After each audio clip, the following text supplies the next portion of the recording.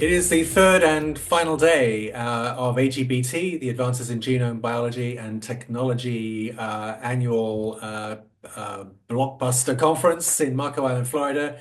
Jen's deputy editor, Julianna LeMieux, has been filing these fun little vignettes and reports for the past couple of days. This will be our final get together, Julianna, but great to see you. I'm Kevin Davies, Jen's editorial director. I know the pool is calling your name, Juliana, so we'll quickly try to get through the highlights of another busy 24 hours, I'm sure. Yeah, Kevin, it's we have about an hour and a half to go left in the conference. Until then, there's the farewell dinner tonight. Yeah, So definitely the badges are almost, yeah, yeah. I'm gonna take mine off. I'm going back in. There's one talk I want to see this afternoon. Miranda Orr is going to be talking about using spatial in Alzheimer's.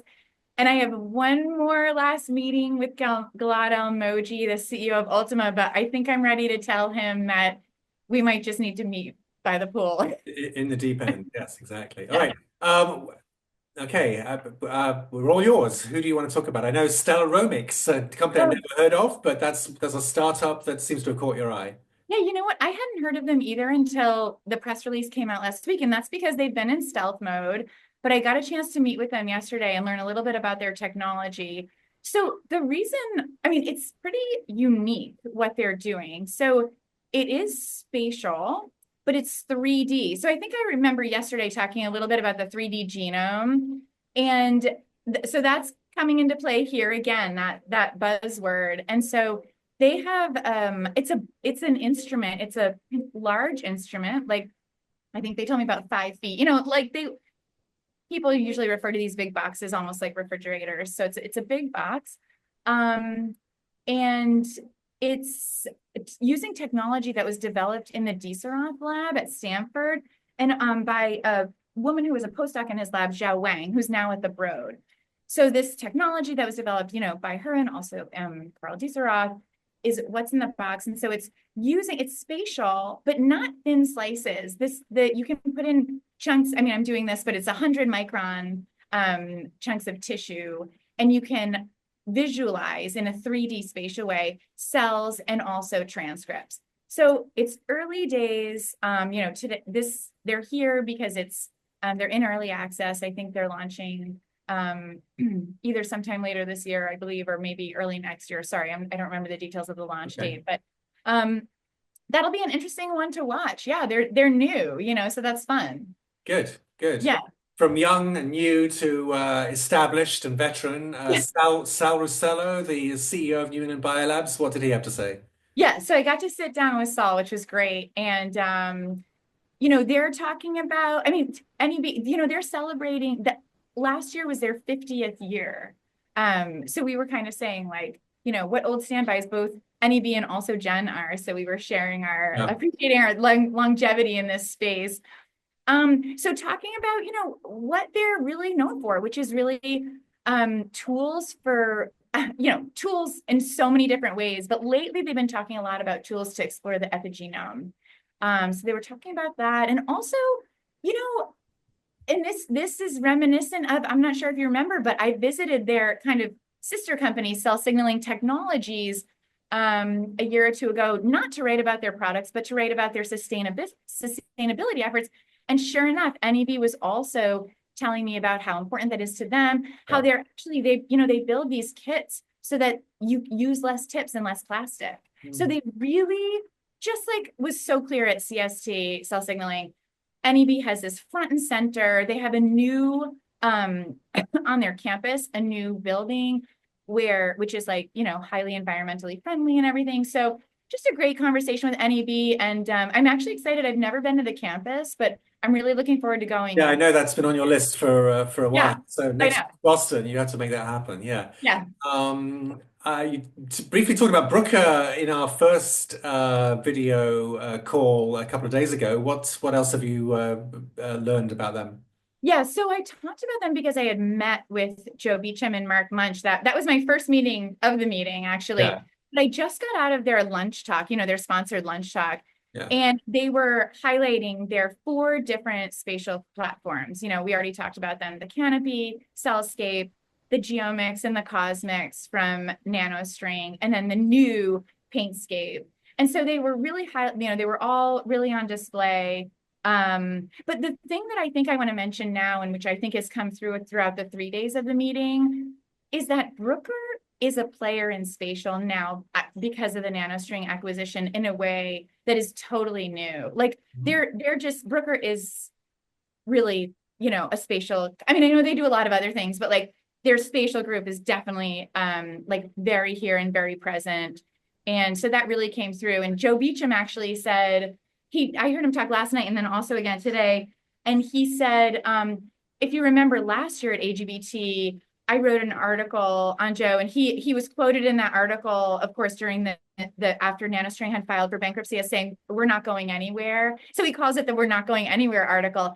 And he said, not only, he said, I said that last year, that's true, we're not going anywhere. But he said, even beyond that, they've raised the bar in the last, in the work that they've been doing since then. So I think he's like, as Joe is, like super energized about everything, they're driving innovating all their spatial platforms. So Bruker will be one to watch in spatial for sure. That's great. What about single cell? We haven't talked much about that. What trends are you seeing in that neck of the woods? Yeah, so actually I just sat down today with Giovanna Prout, who's the CEO of Scale, one of the single cell companies here. And she and I were talking about trends in that field. And I mean, we've talked about this and seen this in the news as well, is just like big single cell projects. So I think we mentioned yesterday, because of Ultima's involvement in this project, the billion cell CZI project that Jonah Kuhl was talking about. But it's not just like big institutes doing these huge, projects, but also academic researchers that just want to do single cell with more cells. And so that's a huge trend that's going on, that's been present here. And also, she was saying one thing that they're focused on is, sometimes getting into single cell might be a little daunting for somebody who's never done it before, but like making things easier so that new people can come in who may have wanted to do single cell that didn't have, it's expensive to do, in general, but also just kind of, it was intimidating, like we're intimidated by it. So they're trying to really like get, bridge that gap. Yeah. I saw a photo tweeted out this morning of a beer pong matchup, I believe, in one of the suites, and watching on, or maybe even participating, probably, was Jay Flatley, of course, the brilliant veteran former CEO of Illumina. Interesting that he's still drawn to come to Marco Island for the beer pong and the science, presumably. Yeah, I know you were talking with the current CEO last night. So what vibes are you picking up from Illumina, which has been under pressure for the last few years with all these new companies coming into the space? Yeah, well, two things to that, Kevin. One is about the photo, which also some of us have, I mean, the nights go really late here at AGBT. And I think there's like, some people have suggested there be a no photo rule after some time, but I do love that photo. And also that speaks to the, I think I was talking about yesterday, the kind of collegial nature that I thought was going on in the talk when Roche and Ultima kind of shared this lunch, each one got an hour. But you see it there too. I mean, different CEOs of different NGS companies that are playing. Everybody was, not everybody, but like multiple CEOs are all at the same party. Yeah. Chatting, talking about things. And so, I'm sure when push comes to shove, I mean, there's still, fierce competitors out in the market. But like I said, the community has been really nice this year, and that collegial nature. And about Illumina, I do think I think I was left with this impression after their lunch talk on Monday, and may have spoken about it then too. Who knows? Feels like a week ago. But Illumina, if nothing else, this is my impression. Yeah. Comes across as a very different company this year than in previous years, at least since I've been coming. I mean, not only did they have that gold sponsorship, but they have come out with vision it seems to me, with this multi-omics vision, with focus, with customers in mind, and like just very focused. Yeah.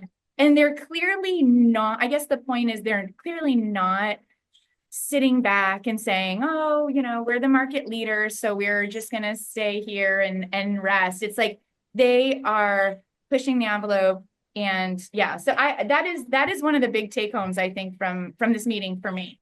Juliana has just relocated indoors because the Florida heat was doing a number on her computer.